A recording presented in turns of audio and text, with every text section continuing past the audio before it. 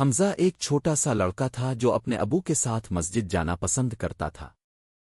ایک جمعہ کی نماز کے بعد اس نے مسجد کے باہر ایک بوڑھے شخص کو بیٹھے دیکھا۔ اس کے کپڑے سادہ تھے اور آنکھوں میں تھکن تھی۔ لوگ وہاں سے گزر رہے تھے، کچھ دیکھتے مگر کوئی رکتا نہیں تھا۔ گھر جاتے ہوئے حمزہ نے ابو سے پوچھا، ابو وہ انکل اکیلے کیوں بیٹھے ہیں؟ ابو نے نرمی سے کہا، بیٹا کبھی لوگ بھوکے ہوتے ہیں اور کبھی وہ کسی مہربان انسان کا انتظار کر رہے ہوتے ہیں۔ اس شام حمزہ اس بوڑھے شخص کا چہرہ نہیں بھول سکا۔ اگلے دن جب امی نے اس کے لیے کھانا تیار کیا تو حمزہ نے چپکے سے 2 اضافی روٹیاں اور سالن ایک ڈبے میں رکھ لیا۔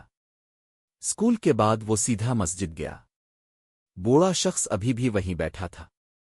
حمزہ نے آہستہ سے جا کر کھانا اس کے ہاتھ میں دیا اور کہا، انکل یہ آپ کے لیے ہے۔ بوڑھے کی آنکھوں میں آنسو آ گئے۔ اس نے ہاتھ اٹھا کر حمزہ کے لیے دعا کی۔